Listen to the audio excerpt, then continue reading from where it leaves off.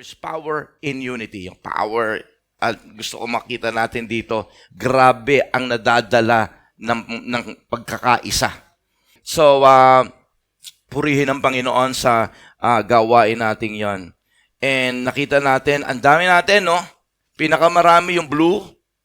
Yung green kaya konti, ang daming green na hindi nakarating kahapon. Sa mga taga-Gunma. Green po sila, kaya hindi sila nakarating. Nagkaroon sila ng kanya-kanyang mga personal na accidents na hindi sinasadyang dapat mangyari. Kaya po, anyway, talaga pong nanghihinayang sila na hindi sila nakasama. Kanina po, nandun sila sa church. But, of course, talking about unity, do you know, now kahapon, we have proven time and time again that there is power in unity. Sa church po, napaka-importante ang church ay nagkakaisa. Okay? Sapagkat kung walang pagkakaisa, hindi makapangyarihan yan. Okay? Ang sabi, kahit si Yahweh, siya po ay nagsalita. Ito po ang sabi ni Yahweh. Gusto kong sa Genesis chapter 11, tingnan po natin sinabi niya dito. Yan. Genesis chapter 11 verse 6. Look at what Yahweh said. Look, he said, the people are united and they all speak the same language. Pagka daw nagsasalita ng isang lengguwahe, ang sabi niya gano'n, nakita niya na ang tao ay united. Look at this. After this, nothing they set out to do will be impossible for them. Si Yahweh na rin po ang nagre-recognize ng sabi niya, kapag ka daw ang tao ay united, they are unstoppable. Okay? Now, dito natin, gusto kong patunayan sa inyo that unity is power. Nakita po natin yung kapangyarihan nito nung tayong mga Pilipino, nakita natin ito, yung pinatawag nating EDSA Revolution. It was an impossible moment na itapol yung ibagsak yung martial law. But we did by showing tremendous unity. And did you know, for a fact, ito po madalas kong sinasabi, madalas kong ito i-share sa inyo, bini-illustrate ko yung puno doon sa California, yung tinatawag pong mga redwoods trees. Yung redwood trees po, mga kapatid ko, is so big na ang isang puno po ay halos itong buong grupo, buong ganito kalaki. It will take 14 men, okay, para ma-encircle nila yung laki ng puno na yun. Ganong kalaki po, ganong kalapad. Yung diameter po can span to 7 meters. Okay? Yung kunyari ito yung diameter, ganun po kalawak, ganun po kalapad yung redwood trees. And ito po ay matatagpuan lang exclusively sa California at sama-sama po sila. And did you know, na ang taas nito ay aabot ng 300 feet or at least mga 170 meters. Ganun kataas. Siguro you might say na, wow, ang laki siguro ng ugat nito. At itong mga redwood trees na ito, mga kapatid, has been existing for 2,500 years. Panahon pa ni Jesus Christ, nag-exist na yung mga puno na ito. You might say, wow, siguro yung mga ugat nito, ang lalaki, no? Dahil hindi sila nabagsak ng panahon, ng bagyo, ng lindol sa panahon na pinagdaanan nila. Hindi nanatili silang nakatayo. But alam po niyo, mga kapatid ko, ang sikreto ng redwood trees ay hindi po yung laki ng kanilang ugat. Ang sikreto ng redwood trees ay ang kanilang ugat ay string together. Sa ilalim, kapit-kapit sila. Sa ilalim, hindi po dahil malalim o malaking kanilang ugat, kung hindi nasa ilalim yung kanilang pagkakaisa. When they are united, they are stronger. That's the power of unity. That's the reason why gusto ko maintindihan natin bilang mga mananampalataya. Okay? Na tayo sa loob ng church, dapat maunawaan natin na ang unity ay dapat nating pangalagaan. Dapat nating pangalagaan sapagkat kapag nawala ang unity, kahit pa ito ay zone lang, kahit na ito ay ministry lang, music ministry, ushering ministry, any types of group, when there's no unity, wala silang magagawa. Wala silang malaking ma-accomplish. And when there's no unity, hindi tatagal ang anumang bagay na kanilang naumpisahan. Unity is power. Now, you seldom see me preaching about pangkahalatan. I always preach about personal. Paano ka lalago sa Panginoon, paano madedevelop yung karakter mo, paano tayo magkakaroon ng isang matibay na relasyon sa ating Panginoong Kristo. You seldom see me preaching about pangkahalatan in general. That's the reason why today, I took advantage of preaching unity dahil katatapos lang kahapon ng ating sports fest. Because this is a perfect chance for me para maunawaan natin gaano kaimportante ang unity. Because in the Bible, it's also been a problem for many Christians. When there's unity, mga kapatid ko, sabi nga ni Yahweh, marami tayong magagawa. At when there's unity, ang kagandahan nito, you can feed each other with what? With encouragement. You can feed each other with support and assistance when there's unity. At dito natin makikita kung paano natin aware tayo sa pangangailangan ng isang kapatid. Aware tayo sa nararamdaman niya. I'm going to be preaching more on that. Kaya po, unity is the name of the game. But unity is very hard to achieve. Well, it takes a good leader to unite a church, unite a body. Okay, it takes a good leader. But having a good leader is not enough. It will take every member of the church to make themselves involved, to make themselves commit, okay, to the cause. So, ang unity, mga kapatid ko, wag niyong iasa sa leader kahit magaling ang leader. Of course, isa yan sa mga factor. Pero, unless ang bawat miyembro ng body of Christ will commit to the cause, there will no unity. There will be no unity. Amen? Now, ang topic po natin, ang kukunin natin ay nasa Book of Philippians. I made a expository sermon about the Book of Philippians chapter 2, verse 1 to 11. I'm gonna be making this as short as possible. Pero gusto ko maunawaan natin, kaya ito isinulat ni Pablo, yung Philippians, sapagkat even the Philippians people, the Philippian Christians, were suffering. They were experiencing disunity in their church. Now, tandaan po natin, bibigyan ko kayo ng idea about the Philippian Christian. Ang Philippian Christian, among all the churches that Paul put up during his missionary journey, Philippian Christians are the terrific group of Christians that he have already put up. He put up in his missionary journeys. Ito yung mga Kristiyano na wala ng pera, mahihina ang kita, mga isang kahig, isang tuka, and yet these Christians are so supportive. They were generous in the ministry of Paul, and they are also what? Sabihin ko po sa inyo, ang lakas ng kanilang pagdami, maiinit sila sa Panginoon.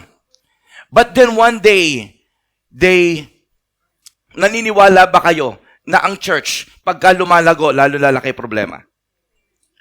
Pagka lumago sila, mga kapatid ko, at ang nangyari ngayon, okay, dahil marami nang nalalaman din sa salita ng Diyos, nangyari ngayon, nagkaroon sila ng banggaan, maraming mga idea, maraming gustong gawin ito, gustong gawin to. Magkakaiba na ngayon ang kanilang gustong gawin. Thus, nagkaroon sila ng problema, nagkakaroon sila ng disunity.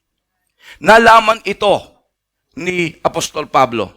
At this point in time, si Apostol Pablo po, mga kapatid ko, hindi siya makakarating sa Pilipos sapagkat siya'y nakakulong. So he wrote them a letter. Thus, meron tayo ngayong the Book of Philippians. He wrote this Book of Philippians to encourage them, to make them believe of what they were, and they should continue it. Because sabi ko nga po sa inyo, they were one of the most favorite church ni Paul. He loved the Philippian Christians because he felt how much these Philippian Christians loved him. Mahal talaga, kaya grabe. Alam nyo ba na pinadala pa nila yung kanilang pastor? Okay? Para lang alagaan si Pablo. Ganon nila kamahal si Pablo.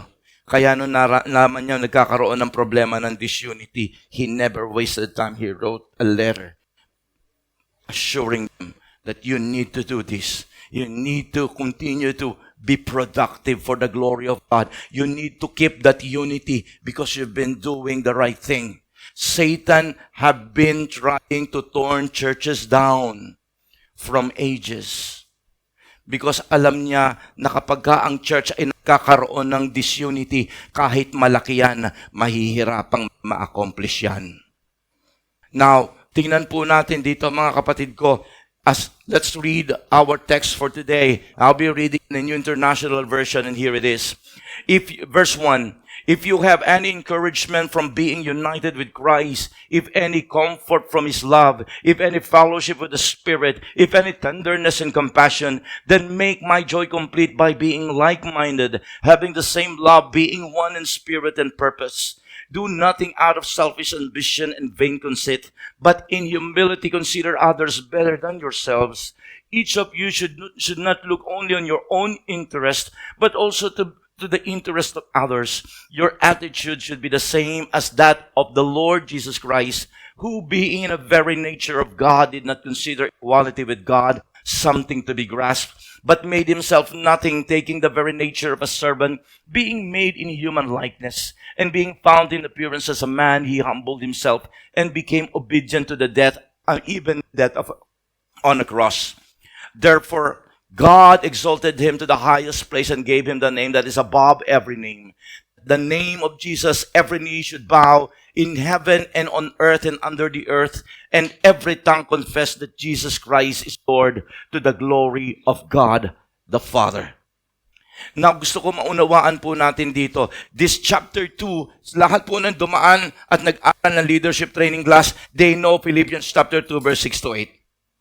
Because this is the seventh humiliation of our Lord Jesus Christ. But let me say this to you. We're going to discuss the whole context of Philippians chapter 2. Now, as I've said, may problema. At ito ang sagot ni Pablo. Dito sa Philippians chapter 2, sasagutin ni Pablo ang dalawang importanteng tanong. Ang unang tanong na sasagutin niya is, how or what is the cause of disunity? What is the cause of disunity? And second question is, how can we achieve unity? Excuse me. Through these verses, makikita natin. Now, let me say this to you. Each and every Christian listening in my message today has a job to do. Everyone has a commitment to do. Meron tayong commitment sa isa't isa. Are you here? Our commitment to God is being shown when you commit yourself to one another. You can never say, committed ako sa iyo, Lord, when you are not showing that commitment to one another. And you can, tandaan po natin, ang obligasyon ng bawat isa sa atin ay nasa loob ng bahay-sambahan. That was the original and is still the purpose of church. Kaya hindi pwedeng ilayo mo ang sarili mo sa isang bahay-sambahan, sa isang grupo. Hindi mo pwedeng sabihin, pwede na kayong magtayo kung 2 o 3. Sabi nila, 2 o 3 magtitipon sa ating pangalan. Hindi po yun, ang konteksto nun ay hindi sa church. Okay? Tandaan po natin, hindi yun para sa church. That's the wrong context. Okay? Ang 2 o 3 na sinasabi doon ay yung mga tao magtitipon sa panalangin sa Panginoon. It's about prayer. Now, here, makikita po natin, ang original design ng church ay yung pagtitipon ng marami na kagaya nito. Okay? Magtitipon tayo. Pero kinakailangan yung pagtitipon na yan ay hindi lang mang basta pagtitipon. Hindi yung pagkatapos nating magsama-sama, pwede na kayong umuwi sa isa't isa. No. You have to be united. Now, tandaan po natin mga kapatid ko, when you say unity, there's something important that you need to understand. Because unity is not uniformity. Unity is not uniformity. Ibig ko sabihin, hindi porke tayo ay pare-pareho ng suot na damit, may unity na tayo. That, pagka sinabing uniformity, it is just being together in a way na nakikita lang ng tao. Because unity is much, much deeper. Unity means that you are here united, kahit magkakaiba tayo ng kulay, kahit magkakaiba tayo ng lahi, but we have the same purpose, the same love with God. That is the unity that me and the Bible is talking about. So tingnan po natin dito mga kapatid ko. Napaganda ng ginawa dito ni Pablo, sapagat agad-agad, sinagot niya kaagad, ano ba ang nagbibigay ng problema sa mga churches kung bakit ang church ay nagkakaroon ng disunity. Basahin kagad natin yung 1 and 2. Look at this. Bago natin sagutin yung tanong, ang ginawa muna ni Pablo, dapat ang mga mananampalataya alam ang kwalifikasyon niya. I hope and pray ang mga nakikinig sa atin ngayon, kasama ko ngayon dito sa loob ng church, ang mga church na members natin nanonood ngayon sa Holland, maunawaan ninyo na merong kinakailangang qualification in order for you to be able to get united with God and with each other. Magugulat kayo lahat, natutuwa ako kasi ganito dapat kayo magbabasa ng Biblia. Tinuturo ako kayo para maunawaan ninyo. In just one verse, Paul was able to string together 4 ifs. If. I-F. In just one verse, look at this. Sabi po niyo rito, if you have any encouragement from being united with Christ, if any comfort from His love, if any fellowship with the Spirit, if any tenderness and compassion, just in one verse, 4 if. Ano ibig niya sabihin dito? Para daw po tayo magkaroon ng pagkakaisa. Sabi niya ganon, kinakailangan daw, meron daw po tayong unity with Jesus Christ first. Before having that unity with each other, you have, in other words, Paul was like saying, you have to be born again. You have to be totally surrendered to our Lord Jesus Christ. You have to accept Him as your personal Savior and Lord. Kaya sabi niya yun, if you have any encouragement from being united with Christ.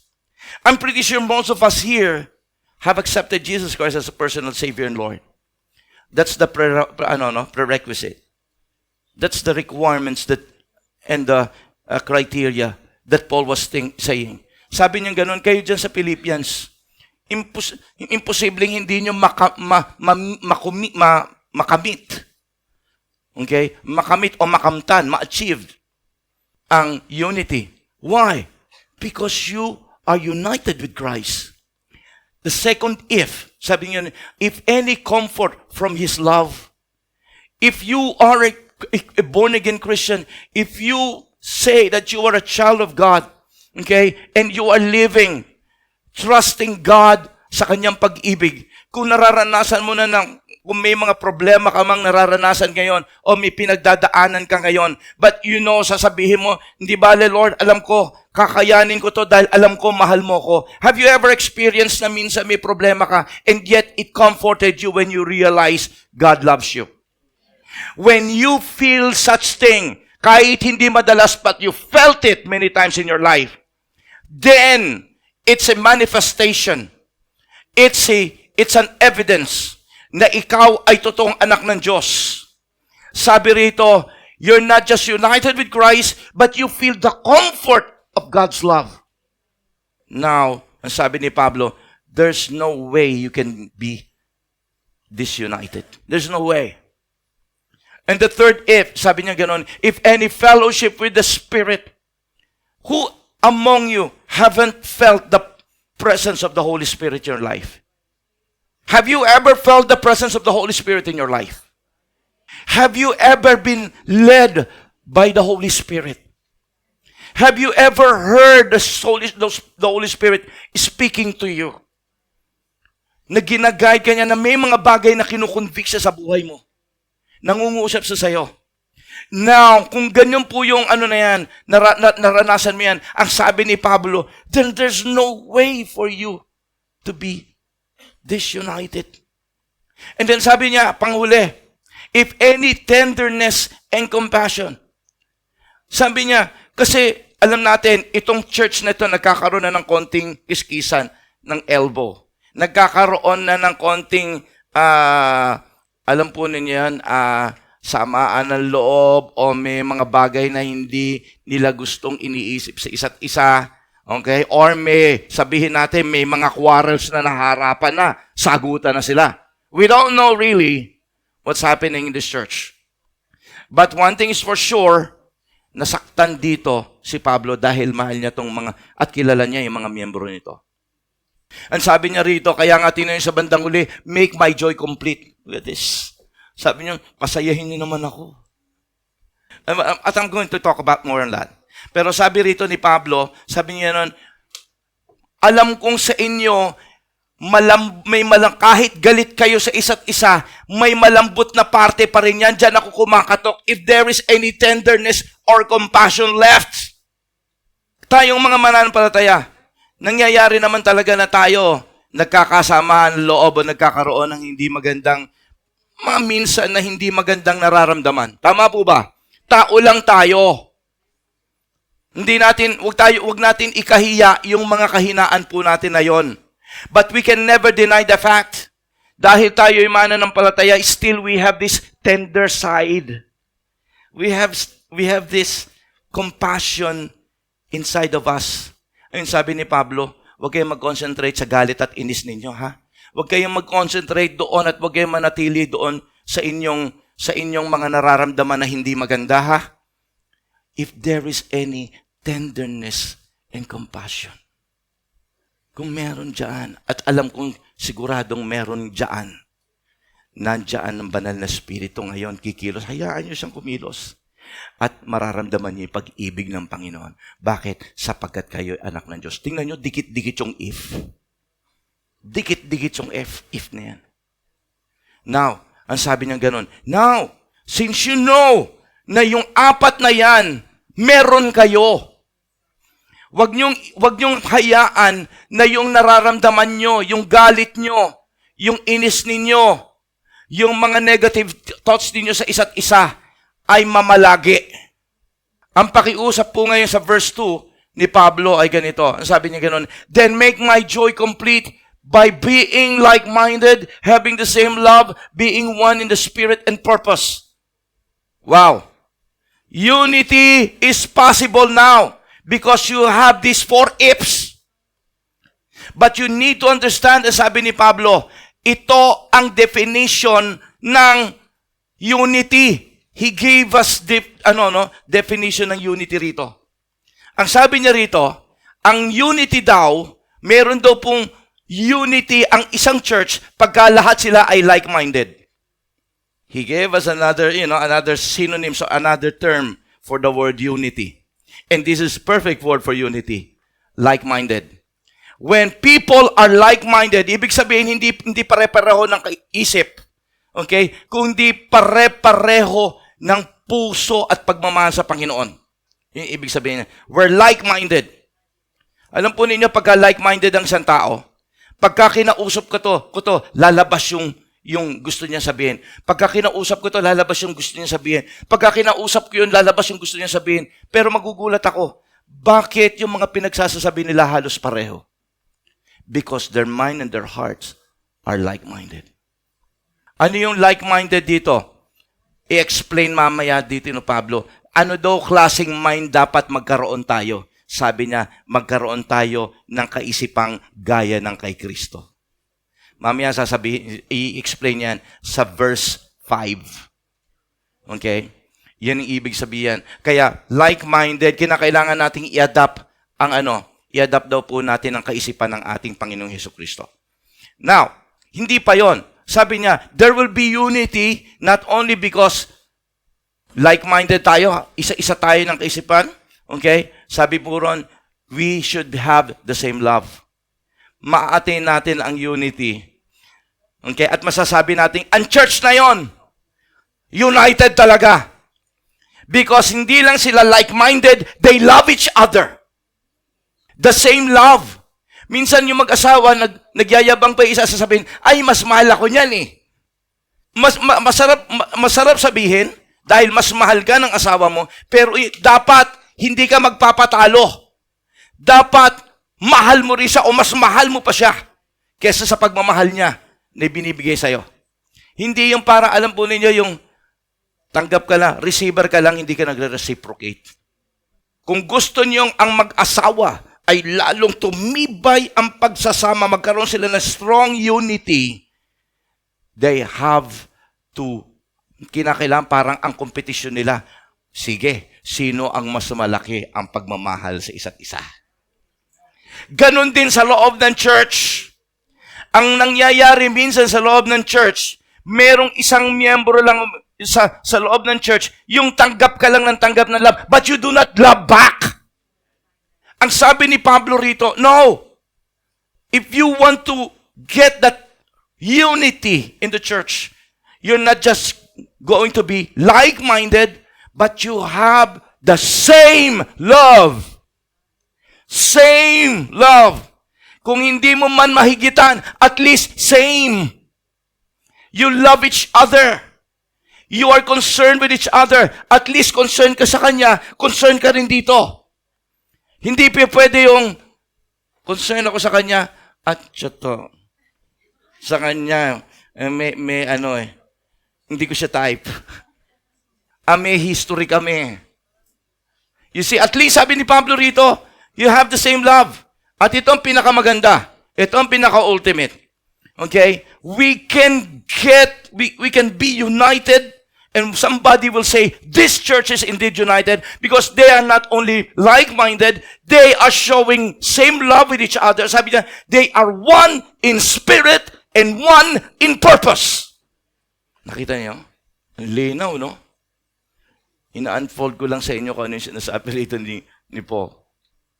Pero pagka binasa natin ito, parang walang dating. Ngayon, nakikita nyo, wow, ito pala yun.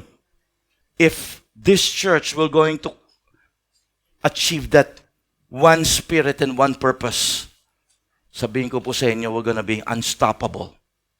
We're gonna be unstoppable. Kasi you will always want to work with that person, to work with one another. You would always want to have fellowship and spend time with each other. Are you here?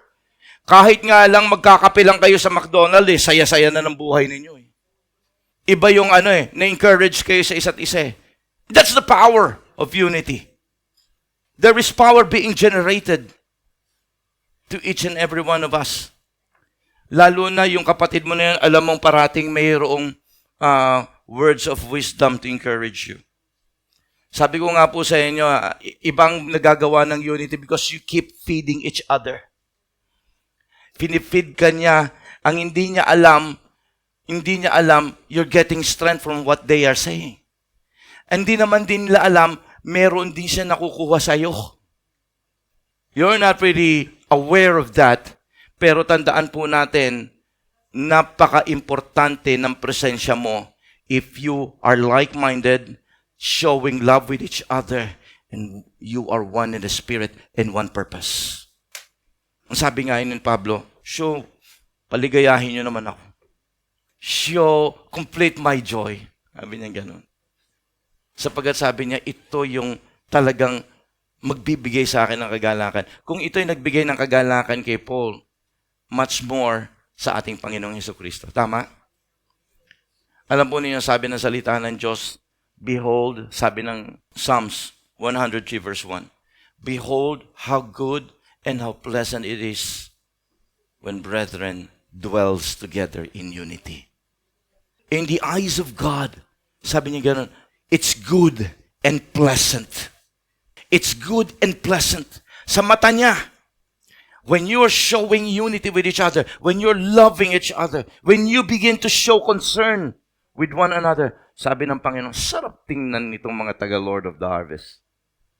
Nakita po natin dito, mga kapatid ko. Okay? Now, sasagutin na natin. Tingnan natin ang sagot ni Pablo. What causes disunity? Okay? Ito ang tanong natin. Ito yung sasagutin niya. Ito yung gusto niyang ipaano sa atin. Ipaalam sa mga Kristiyano sa Pilipos.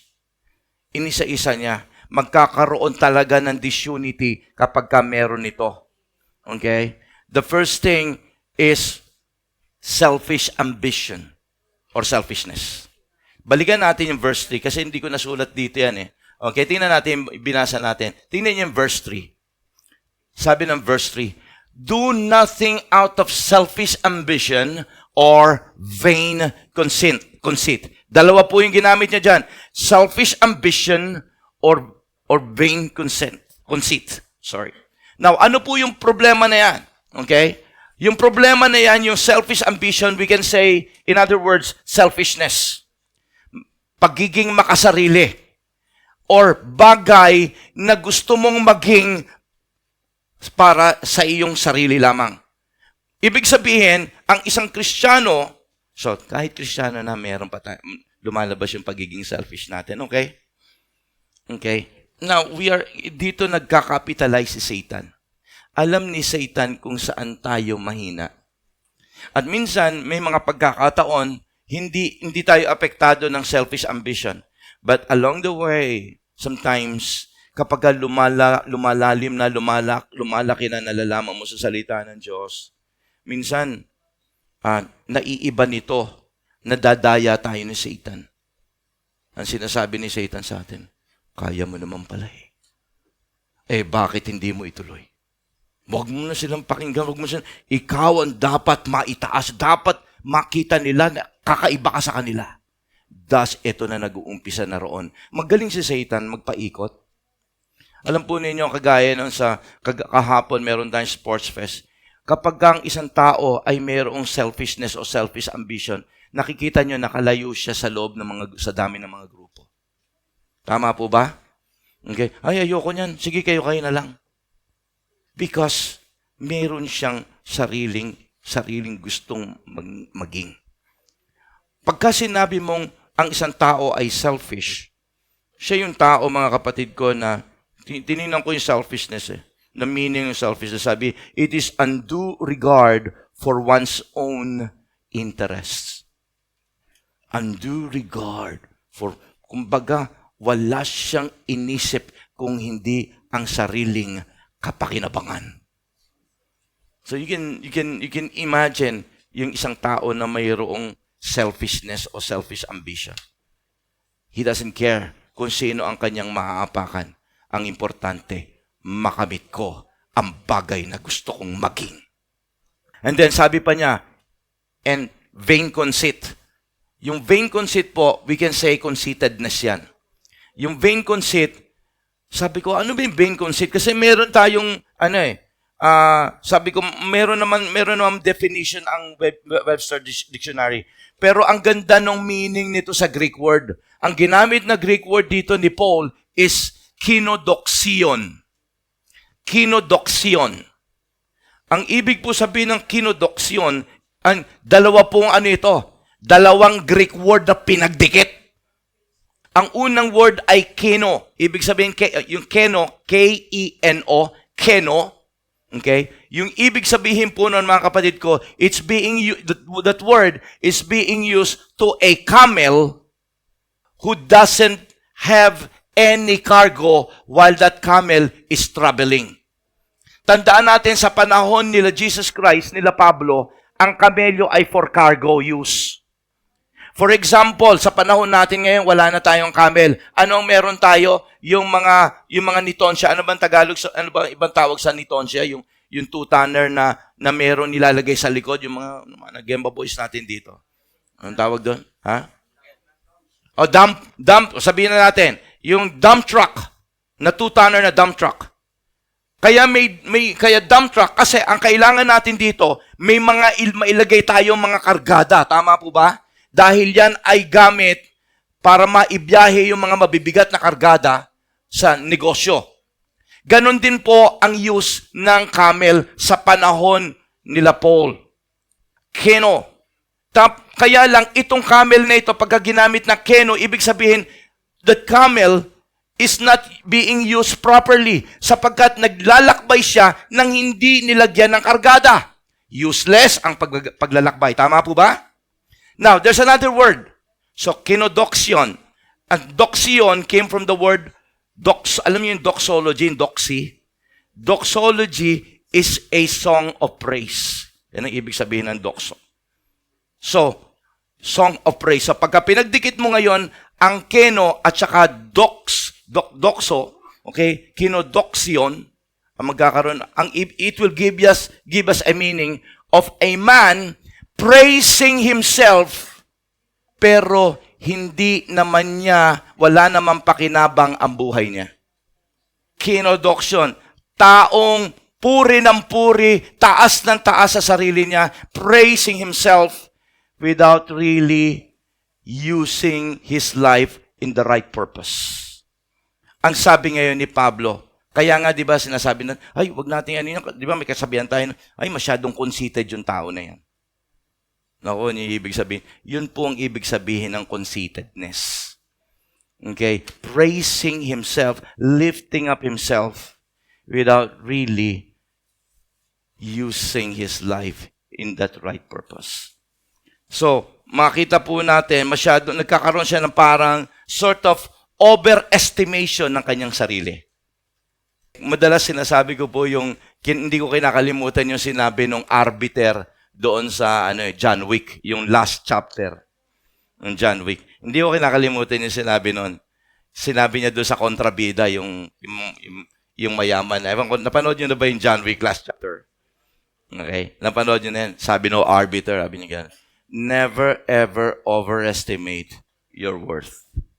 Never overestimate your worth. Minsan meron talaga tayong gano'n. Okay? Masyado nating na-overestimate yung ating mga abilidad, yung ating kakayanan. Okay? At ito po yung conceited.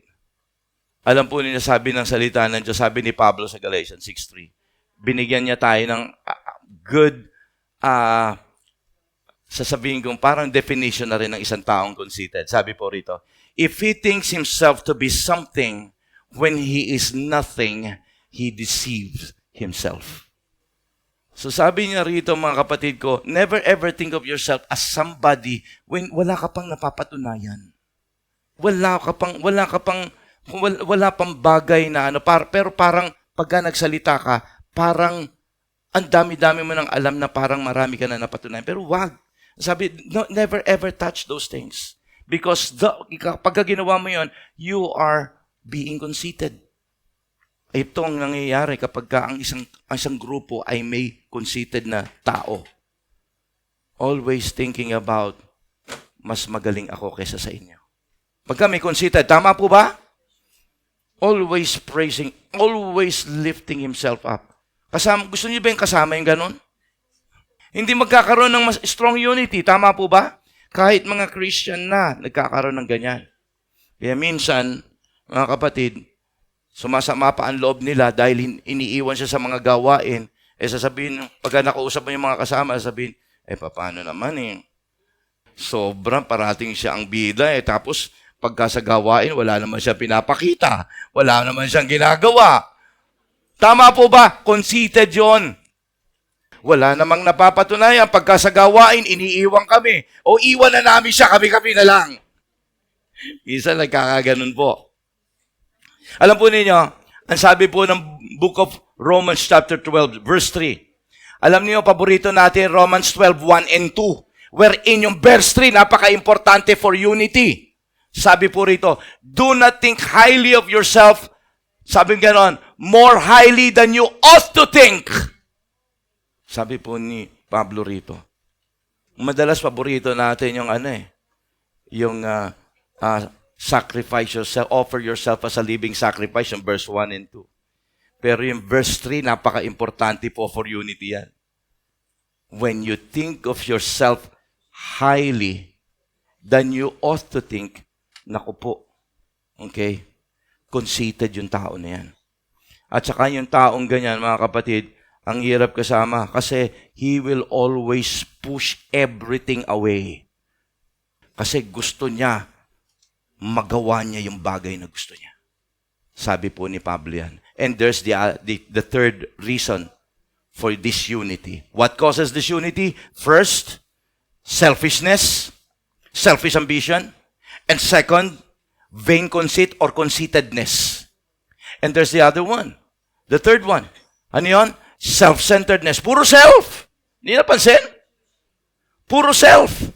Thus, kapag parating ang iniisip mo sarili mo at hindi ka nag-iisip para sa nakararami, you can never unite yourself with them. Kaya minsan iniisip natin, sila ang may problema, tayo ang walang problema. Kasi eto ako. Hindi. Kaya minsan napag-iiwanan tayo sapagkat ikaw lang ang kakaiba. You're the ugly duckling sa grupo nga nila. Ikaw yun. Okay? Self-centeredness. Ano po yung self-centeredness? Self-centeredness po is concentration of oneself. You're just focused on yourself. Focus lang tayo doon. Tingnan po ninyo, Philip, tapos na tayo sa 1, 2, and 3. Verse 4 na tayo. Each of you should not look only to your own interest, but also to the interest of others. This should be the way, mga kapatid ko. Kaya sabi ni Pablo, bakit tayo nagkakaroon ng disunity dyan sa church natin sa Filipos? Because you're not thinking of the interest of others. You're always thinking of yourself. Now, sabi ni Pablo rito, it's not wrong to look for your own interest.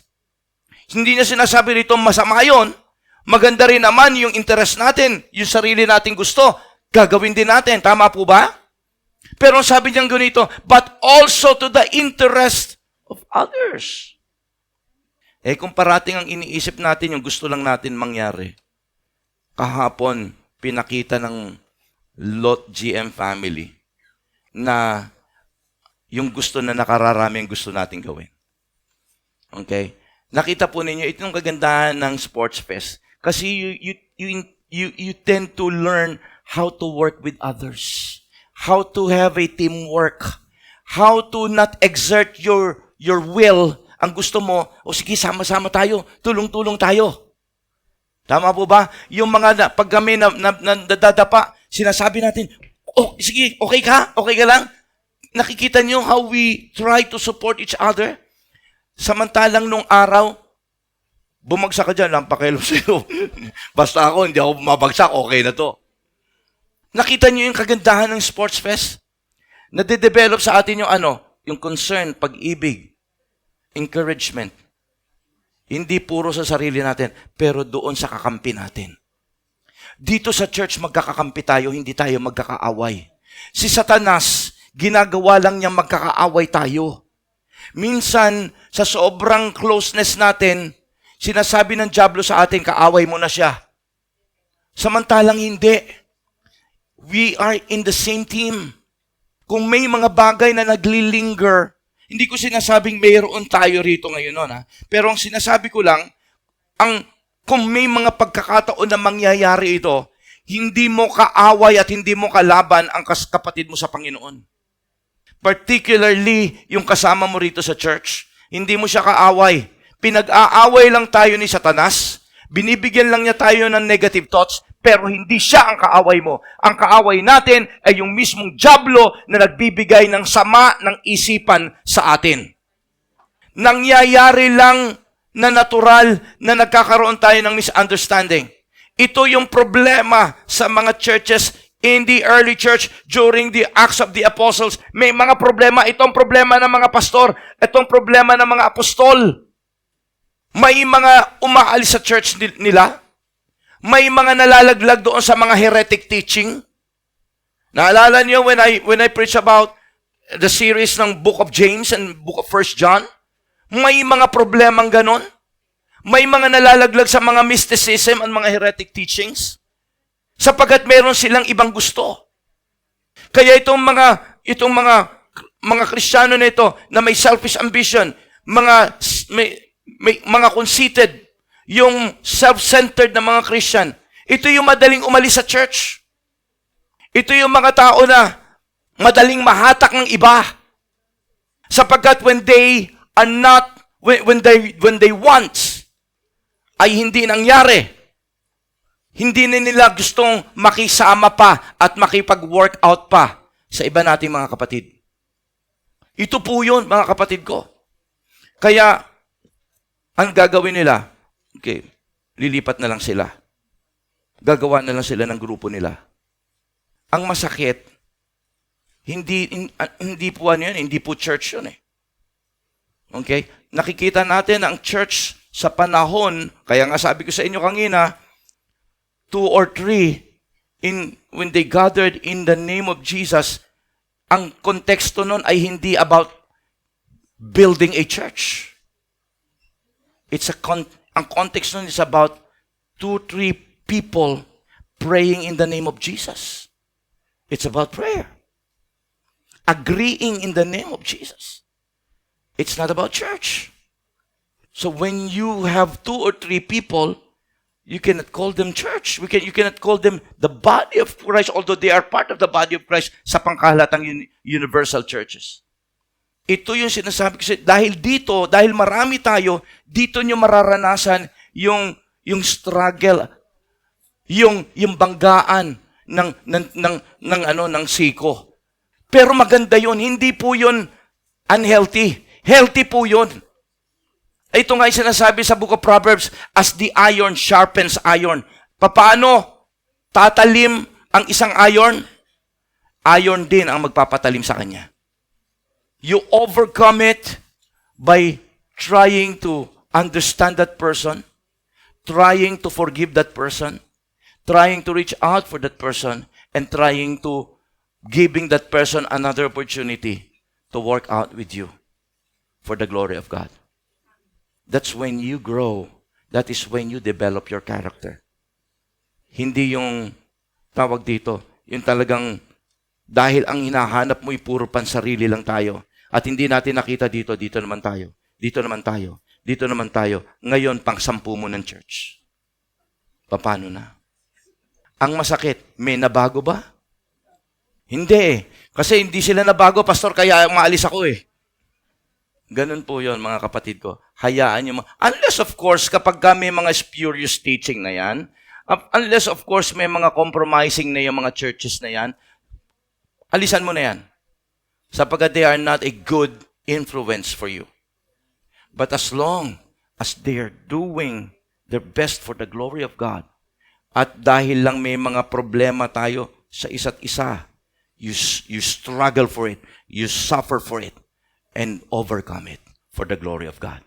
Because if you want to attain unity, it's not about self-ambition. It's not about self-ambition. It's not about self-conceit or being conceited or self-centeredness. Tingnan po natin ngayon ang sagot ni Pablo ngayon. So, the question now is, how can we achieve unity? As Paul identified those 3 things why a church cannot attain unity. Bakit? In totality, ang importante doon sa taong yon, sarili lang niya, hindi yung mga kasama niya sa church. Now, paano ngayon natin ma-achieve according to Paul? Okay. The first thing you need to understand is to understand the word humility. Can you repeat after me? Humility. In some verse, okay, in some version, ginamit po nila ay hindi humility, kundi lowliness of mind. When the Bible say humility, it's not about a low voice. It's not about being polite. Alam niyo po, ayoko po ng ganito po. Kasi po, kapag ganito po, hindi po ganyan ang humility. Hindi po ganyan ang humble na tao. Yung puro po at saka mababa ang boses. Hindi rin po humble yung tao na parang, alam niyo yan, yung parang, yung umiiwas siya na Parang ang baba ng tingin niya sa sarili. Ay, hindi ko po kaya po yan. Sa iba nyo na lang po bigay. Alam nyo, mga kapatid ko, that's false humility. Sapagkat ang isang tao nagmamahal sa Panginoon, pagka binigyan ng pagkakataong magamit siya ng Diyos, kukunin yan. And not because he want to be exalted. Kukunin yan because alam niya that's another opportunity, another level of saying, God, I want to glorify you because you are good to me. Amen? Minsan yung iba, ginibigyan na ng opportunity ng Panginoon, ay wag po, hindi ko po, alam po ninyo, hindi po ako worthy. Nako, galing ah. Hindi pa siya worthy. Pagka sinabi, sis, pwede ka bang ikaw ang mag-opening prayer? Yes! Hindi ko kaya, first time ako, pero salamat sa Panginoon. Lord, nilalagay mo na ako sa ibang level ng buhay ko. I will grab it. Not because I want the praises of man. Not because I want the limelight. No! None of those things exist. It's because God, itinataas mo na ang buhay ko. Panginoon, bibigyan kita ng glory dito. I don't care kung isipin ng mga tao na itinataas mo yung sarili mo, alam mo at ikaw ang nakakaalam at ang tanging Panginoon lamang. You grab that opportunity. Now, tingnan po natin dito mga kapatid ko. Tingnan po ninyo yung sabi niya sa verse 3. Okay? Balikan lang natin yung verse 3 para makita natin kung ano yung humility. Sabi, in humility, look at this. You consider others better than yourself. Ibig sabihin dito, mga kapatid ko, hindi naman ibig sabihin na iniisip ko sila mas nakakataas sa akin. Hindi yon. When you say you consider other better than yourself, it means that yourself is next before them. Sila muna, bago ikaw. That's the idea of what? Of humility. That's the idea of saying, hindi ko itataas ang sarili ko above you. Actually, Paul even extended his explanation in verse 4. Look at this. Each of you should not only look in your own interest, but also in the interest of others. Kanina binanggit natin ito. Ibig sabihin dito, mga kapatid ko, that your concern is not about yourself. Your concern comes before yourself is others muna, bago ikaw. This is about your concern. Marami kasi concern muna sa sarili, di po ba? Yun nga sinasabi nating self-centeredness. Kanina. Pero sabi rito ni Pablo, look, if you want to achieve unity, you need to check on your humility. Sapagkat ang tao, ang kalikasan niya, ayaw niyang magpapatalo. Likas sa atin yan. Tama po ba? Okay?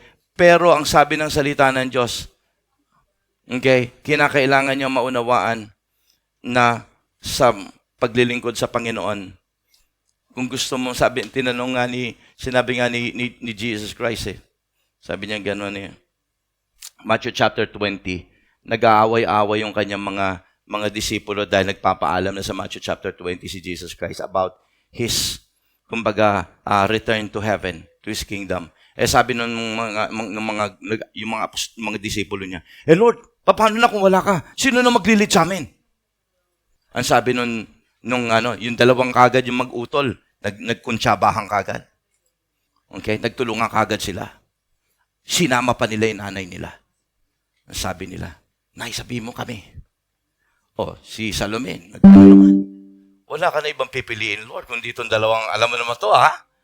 Okay? At yung dalawa na yun, nasa core group pa ni Jesus Christ talaga. Okay? Ang sabi ni Jesus Christ, tapos nag-away-away, sabi ni Pablo, hindi. Ba't ganun? May palakasan ba? Nag-ano sila? Sabi ni Jesus Christ, look, hindi nyo dapat pag-usapan yan. Ang i-check nyo yung character ninyo. Sapagkat pagka leadership ang pag-uusapan, ang leadership ng mundo at leadership ng langit magkaiba. Baligtad. Ang nasa isip nila, kapag leader ka, okay, dapat siya ang masusunod sa lahat. Tama? That's the way leadership happens in a worldly situation. Pero sabi ni Jesus Christ, nope. If you want to be a leader, if you want to be great, sabi niya ganon, you must be servant of all. You must become the servant of all. Maglilingkod ka sa kanila. Tingnan niyo sa atin sa Pilipinas, di ba, pagka sinabing public servant. Nakasulat na rin nasa public servant, ha? Pero ano nangyayari? The public is servant. Tama? Hindi pa pwedeng si mayor. Mayor yan. Pero nakasulat, public servant. Mali, because that's the idea of the world. Pero pagdating sa langit, mga kapatid ko, pagdating sa posisyon at paglilingkod sa Panginoon, hindi natin pwedeng ihiwalay ang maging servant. Dahil tingnan po, kaya kinakailangan ng humility. Because if you are not humble enough, if you do not have that lowliness of mind, you cannot imagine yourself becoming a servant to everyone. Just kahit simple leadership lang. Alam po ninyo, alam ko, naunawaan ito eto, nandito, may isang tayong leader dito. Kahapon, team leader ng Red, si Jay. Di ba, Jay, pagka sa sarili mo lang, andali, di ba? Pero, hindi kinukonsider mo yung iba, di ba? Ayaw mo magsalita ng makakasakit, di ba? Nagiging maingat ka, di ba? Hindi mo pwede sabihin, oy, ako leader, sumali ka na gano'n. Hindi, pwede po ba? Sama ka. Pwede pa? Pwede. Natututunan mo ngayong pakisamahan at pakibagayan ang mga ugali niyan sapagkat hindi mo alam ang ugali nila. Minsan maganda na yung sinabi mo, mamasamain pa. Tama po ba? Kino-consider mo ngayon yung damdamin ng iba, hindi yung damdamin. Hoy, ako leader. Ako nilagay dito ni pastor, susunod kayo sa... Hindi. You consider their interest first. You see? Bakit? Sapagkat as a leader, ang gusto niyang ma-attain dito, unity. As a leader. Kaya mahirap maging leader. Amen po ba? Nakita ninyo? Now, tingnan po ninyo. 2 bagay lang ang sinabi rito ni Aba, nagulat nga ako kay Brother Gerson, ha? Okay? Ang ginawa niya para mas lalo niyang makuha ang unity ng grupo niya, gumawa siya ng ice candy. Salamat sa ice candy. Sarap ng ice candy, ha? Ano ka? Red ka? Red? Yellow ka? Hindi, pero zone 3 ako. Pero ka pa rin. I mean, alam po ninyo, you will just do about everything, okay, because you want unity.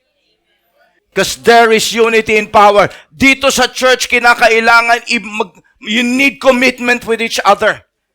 Si pastor po, mga kapatid ko, gagawin ko yung the best ko, pero minsan may mga bagay akong best ko ay hindi sapat para sa inyo. Pero dapat kinakailangan nandun yung commitment mo rin. Nandoon din. Okay? Sapagkat kinakailangan nating maunawaan ang sitwasyon ng bawat isa. Napaka-importanting ma-attain natin ang unity because ito ang magbibigay ng glory sa Panginoon and we're gonna be unstoppable. Unstoppable. Kung ano ipapagawa sa atin ng Panginoon dito. We can accomplish a lot of things. Sabi po ni Yahweh dyan. But it takes humility. Lowliness of mind. Minsan talagang bibigay ka, maiinis ka. Ginagawa mo na yung the best pero may sinasabi pa sa hello. Nangyari na sa inyo yun? Hindi pa kasi baka hindi pa kayo naging leader pero kung naging leader ka na, sasabihin mo, ginawa ko na lahat, bahala na kayo sa buhay nyo. Now, 2 bagay ang sinabi niya rito. Una, humility. And second, sabi niya ganon, having the mind of Christ. 2 daw ang kailangan. 2 lang naman ang kailangan. Naalala niyo like-minded kanina? Nakita niyo sinabi kanina, like-minded? Anong mind ang dapat pare-pareho tayo? It's the mind of Christ. Hindi kung ano pa mang bagay. Sapagkat yun ang parating desire ng mga anak ng Diyos. Lord, let you increase and me decrease. More of you and less of me. That is always our prayer. That was the prayer of the apostles. That was their desires. More of you and less of me. Why? Because we want to attain the mind of Christ. There's a reason why ang ating Panginoong Jesucristo dito, mga kapatid ko, ay nabuhay na nasa ilalim ng kalooban ng Panginoong ng Diyos Ama. Hindi ibig sabihin nun ang Diyos Ama ay nakakahigit sa anak. Hindi po ganon. Meron mga nagtatanong sa akin dyan, kung kailan lang doon po sa aking LTC sa Holland, mga nakikinig yung Holland dyan, alam nila yung sila. Pastor, di po ba parang mas mataas ang ama sa anak? Kasi nga po, ama at saka anak. Okay? No, hindi po, wala pong ano yun. Kasi inihahambing nyo lang ang ama sa anak sa kung tayo ay tao. But you're talking about God. Now, di po ba ang nag-iisip yung ama? Oo, nag-iisip po yung ama, pero ang nag-execute ng inisip ng ama yung anak. Nung umalis ang anak, sino ang naggumagawa ng paninigurado na lahat ng mga iginawa ng anak ay magpapatuloy hanggang sa panahon natin ngayon? It's the Holy Spirit. Everyone in Godhead are co-equal. It is just about, we're just talking about the mode of operation. Intindihan niyo? The mode of operation about planning is the Father. But the one who will execute it is the Son. And the one who will continue to maintain the power is the Holy Spirit. And without the one, three, God will not exist. Like triangle. Without one side, you cannot call it a triangle. So you need the Father, you need the Son, you need the Holy Spirit to complete God. Now, makita po natin dito, going back to what I'm talking about. Sapagkat ang sabi ni Paul dito, if you want to continue to attain that unity, sabi niya kasi meron na kayong unity noon, nawawala lang ngayon because you're allowing yourself to be open. Yung mga parang puro sarili natin, selfishness, self-conceit, and self-centeredness. Sabi niya gano'n, dalawa lang ang kailangan nyo, to be humble, to have a lowliness of mind, and to have a mind of Christ. Thus, dumating yung 2 Corinthians chapter 6, verse 2-8. Ano ba ang mind ni Jesus Christ, by the way? Ito po yun. Sabi po your attitude should be the same as that of Jesus. Ito is sabi niya ngayon. Dalawa, no? To be humble, or to have that humility, and second, to have the mind of Jesus Christ. Look, verse 6. Who being in the nature of God did not consider equality with God something to be grasped. Nasaan si Jesus Christ? He was right there. He was what? He was there as God. He existed as God. But in order for Him to execute the plan of the Father, He needs to step down. Kaya ito po ay tinatawag nating 7 step down of humiliation. Sabi ng salita ng Diyos dito, magaling yung pagkakagawa dito ni Pablo. Being in the nature of God, He did not consider equality with God. Bumaba siya. Okay? Something to be grasped. Hindi na niya dinesire yun. Because He knows that if He will remain God in the nature of God, He can never die. And if He cannot die, He can never pay the price of sin. He can never save man. Naintindihan po ninyo, mga kapatid ko? That's why He has to set aside His nature of being a God. Okay? He has to set aside His prerogative to act and to decide as a God. He submitted totally Himself to the will of the Father. Nakita po natin dito, so first, He was so obedient with the Father. If you want to have the mind of Christ, we should be obedient to the Father. To what is written in the Bible. Ganun po yan. Kasi hindi natin naman naririnig ang tinig ng Ama. Tama po ba? Tanging si Kibuloy lang yata nakakarinig ng tinig ng Ama. Pero, kasi paano yung maririnig tinig na, basahin niyo yung Biblia. Iyan ang kalooban ng Ama. Iyan yung plano niya. Tama po ba? Tingnan po ninyo. Okay? Obedience to the Father. Pagka tayo obedient tayo sa Word of God, sa kalooban ng Panginoon, wow. ma-maintain yung pagkakaisa natin. Tama po ba? Okay? Servanthood.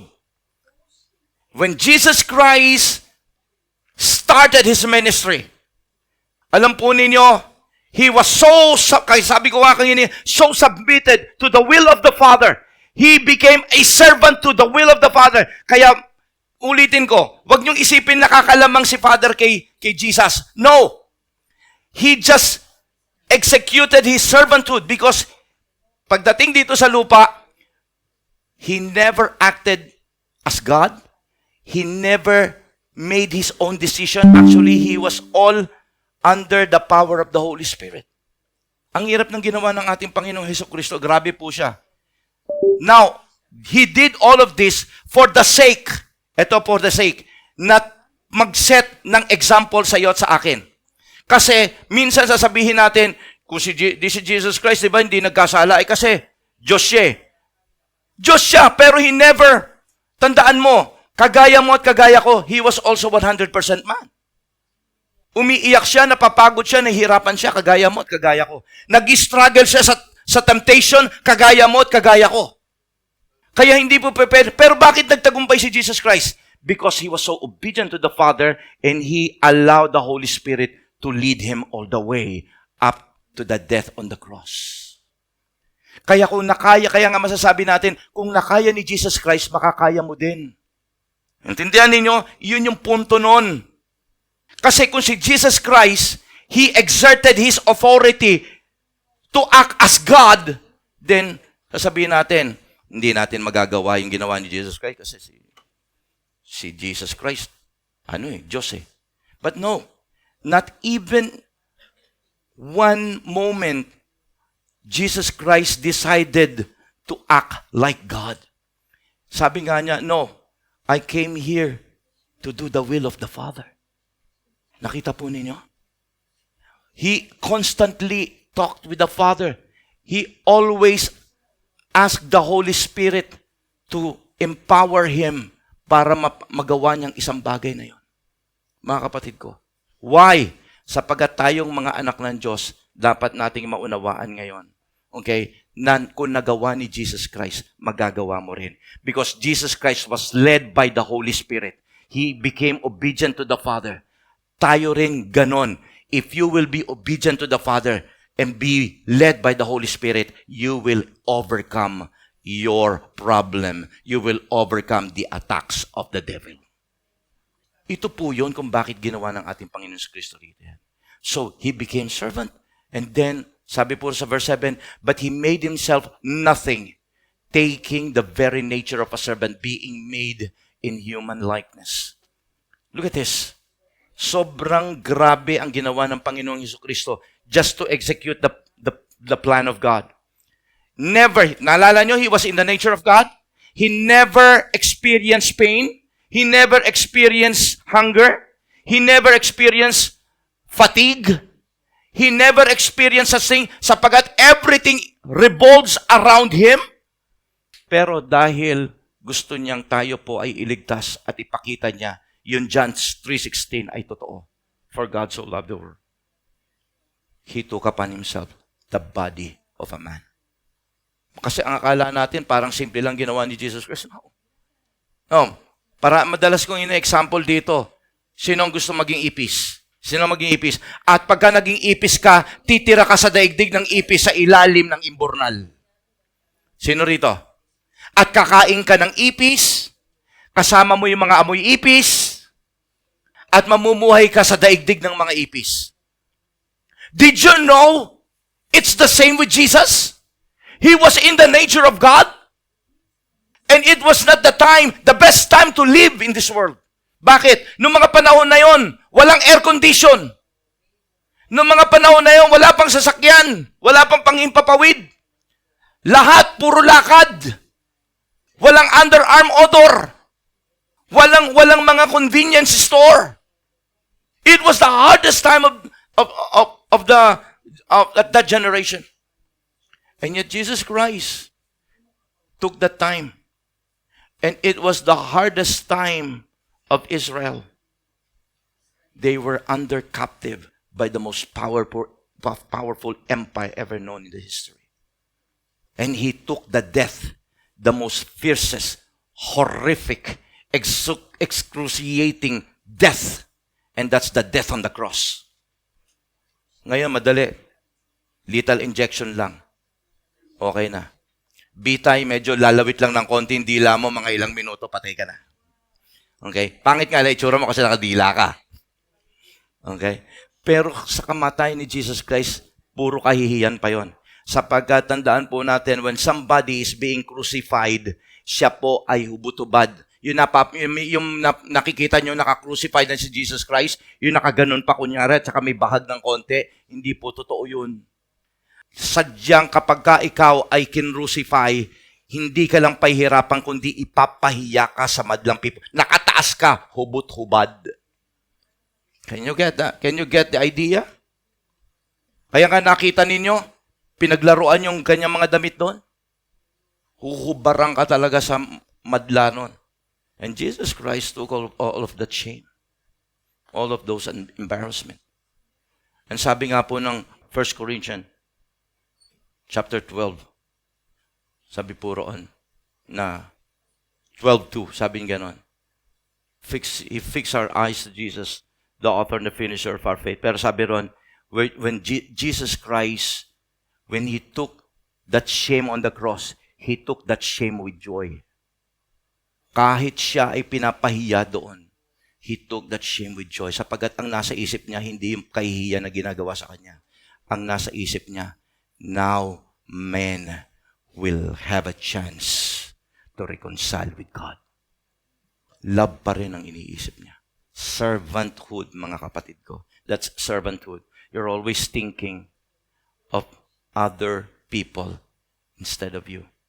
Sa atin, maaaring hindi tayo ganun ngayon. Pero if there are people spending time to pray for you, spending time to encourage you, spending some money texting you, making follow up with you, if spending his gasoline to pick you up from your place, that's servanthood, my friend.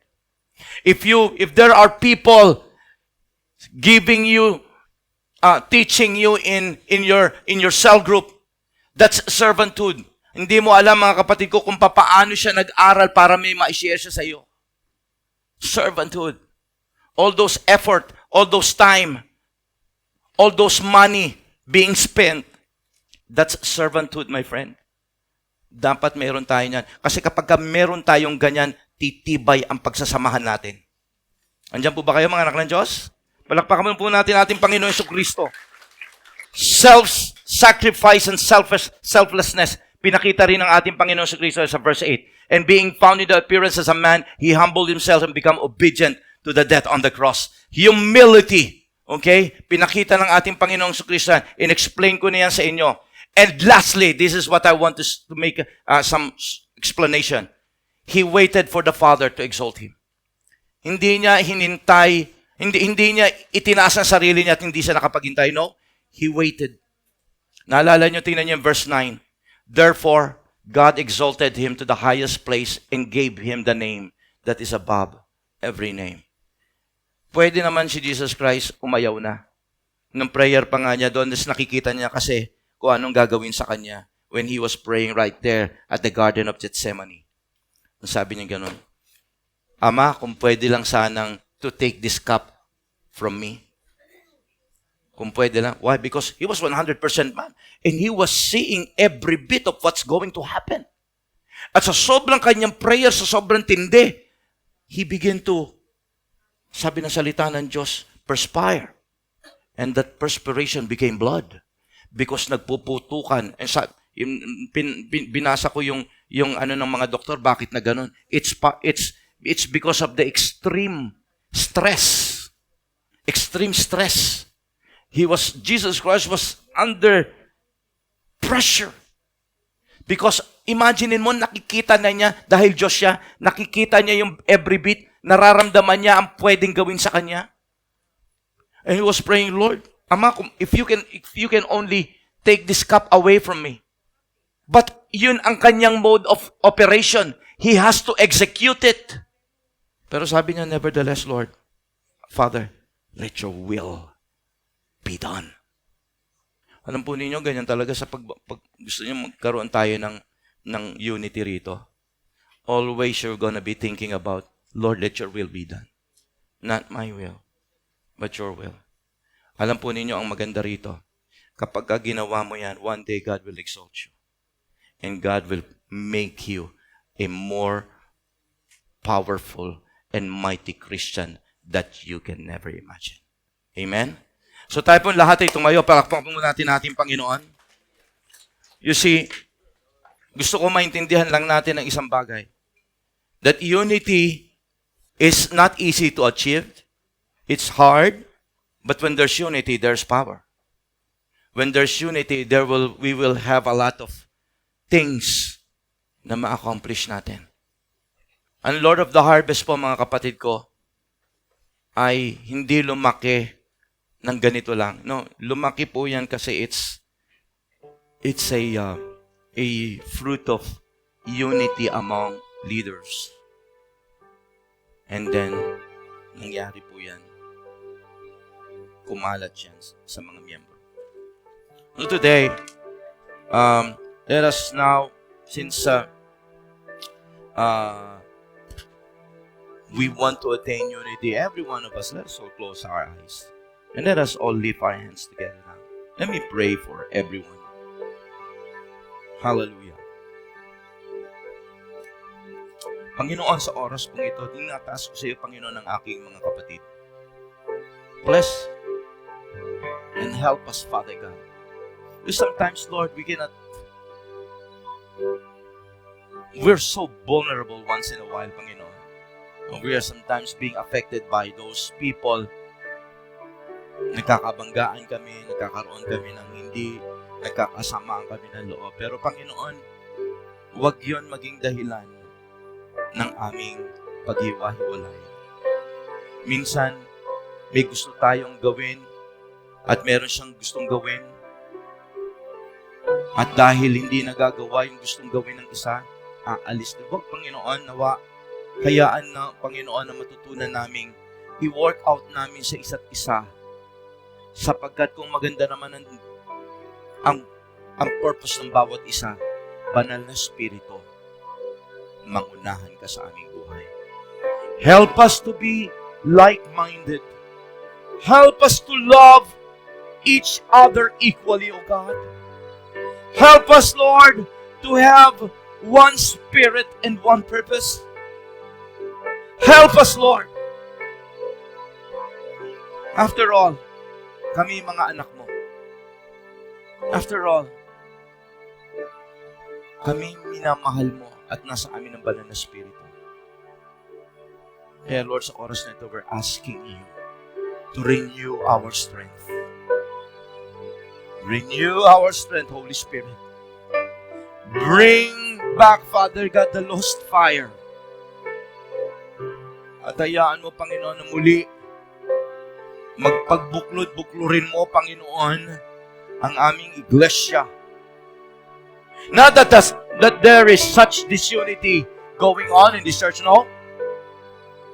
Pero alam ko, Panginoon, kung meron mang naglilinger na hindi pa masyadong evident ngayon, winawasak namin ang lahat ng pangwawasak ng dyablo sa pangalan ni Jesus. If there is any conceitedness, if there is any selfishness, self-centeredness in the name of Jesus, we break the yoke of the devil in our lives in the name of Jesus. And Father, let the spirit of humility, servanthood, love for God, love for our brothers and sisters, concern to each and every one, Father God, tulungan mo po kami ngayon. Father, we thank you because we know we can do many things together for your glory. Give you back the glory and praises. In Jesus' name. Amen. Palakpakan po natin ating Panginoon.